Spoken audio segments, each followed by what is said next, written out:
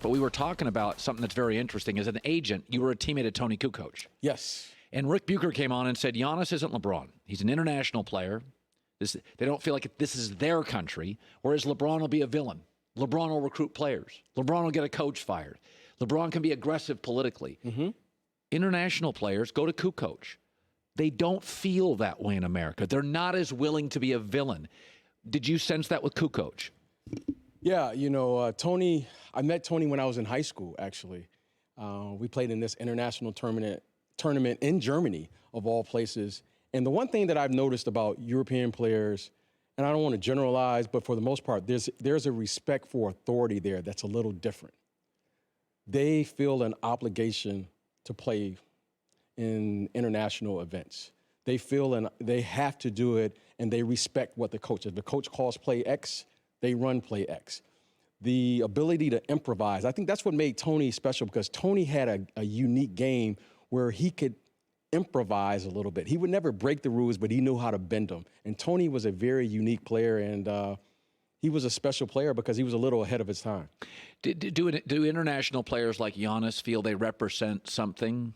What do they feel like maybe they, you know? Yes, they do. They feel like they represent their country, their name. There's a sense of self that I've always felt when I talk to these young people, especially from different places around the world. Giannis, you can tell that he has a sense of pride about the history of his family, his name, his culture, and he carries that with him. And you can see how respectful that he is and how he wants to make his country proud of what he's doing here in America. And that will affect his free agency, perhaps. Absolutely. I think without question, you can see that. And I'm fortunate to represent many of the foreign players, and you can see the pride that they have and the tradition of saying that they can make it and carry their name out into the world. Luka's going to be one of these guys that scores 36,000 points. He's 28 rolling out of bed. He's fun to watch play, right? When's the first time you saw him? I saw Luka playing over in Europe. I saw him when he was like 15, 16. And did you know instantly?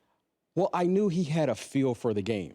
You know, I was always concerned, like many, about his athleticism. I didn't know how it was going to translate. That was a knock. In the NBA. But the thing about him is some players, you can't really speed them up.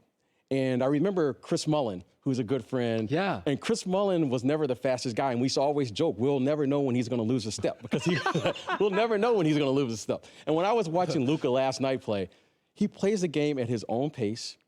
He's not the fastest guy, but he creates space and he creates opportunities. He knows angles. He does all these things. So I think he's going to be fine in the end. And but you could always see he was very advanced for his age even then.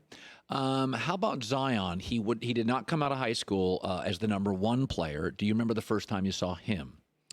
Yeah, I remember I saw Zion play, and the one thing that stood out and still stands out today is his athleticism. I mean, he is an athlete that you just got to you look at him and you go, okay, what's going on here? He's like 285 pounds. And his moves. ability, he moves, but his ability to repeat, right? He can repeat those jumps and his activity time and time again. And I'm just glued to the television because I've never seen a man this size move like that. I mean, he's moving and repeating, jumping, and he's doing things that I'm just not accustomed to seeing a man that size move like he's moving. It's interesting with the postseason. The Bulls, I almost don't remember your regular seasons. You're totally defined by the postseasons. But you had good regular season teams. But a LeBron's been in regular season games. What do I take from it? When you were with the Bulls, how did you view the end of regular seasons? Was it a ramp-up time? Somebody once told me that Doc Rivers in the last 2 weeks of the regular season would just hide his playbook. Yes. I'm going to make you go back to right. February and find our inbounds plays. How did you, at the height of the dynasty, what was the last? You knew you were in the playoffs. You're a 1 or 2 seed. How did you go about the end of the regular season?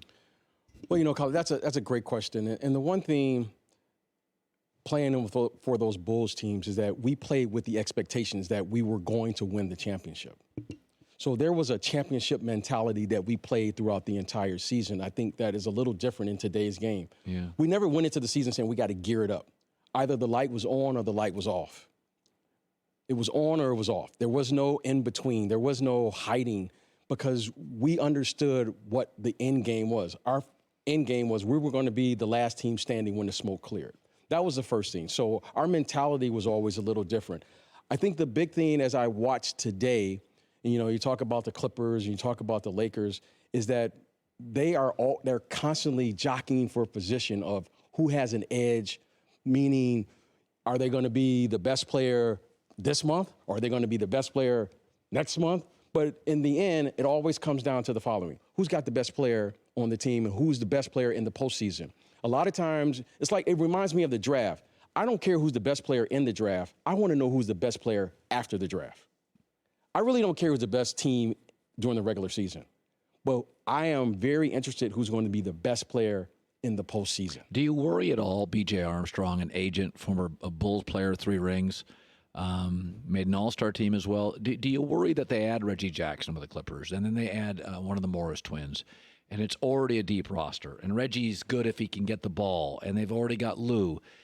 It's an interesting time to add 2 pieces, which both could play valuable roles. Do you worry about that with the Clippers? I do not. And the reason I don't is because when you are making a playoff run, you need depth.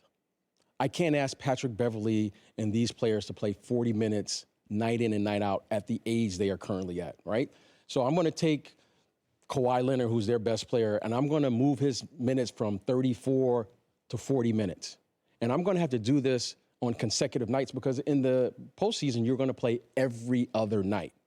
So when you're looking to extend your minutes and you are looking to make a deep playoff run, you need the depth. And they know that they're going to need depth because you can't have a significant drop-off from your starter to your guy in the backup. So I understand what they're doing. I don't think they're counting on Reggie Jackson and players like that to play extended minutes. But at some point you're going to need that player to have a game or 2, and you don't know when that opportunity is going to come. But you got to be prepared for the moment. Finally, you're an old school player, and I can hear in some of your discussions that it's different when I played.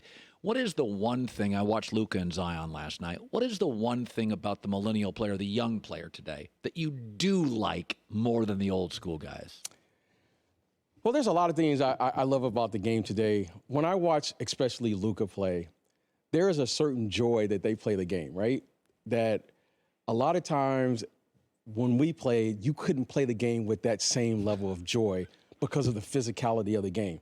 When I watched old tapes of myself and old tapes of teams in that era playing, people could have got really hurt. Yeah. Yeah, I mean, it was like people, so there wasn't this joy that you could play with. It was always business because you knew.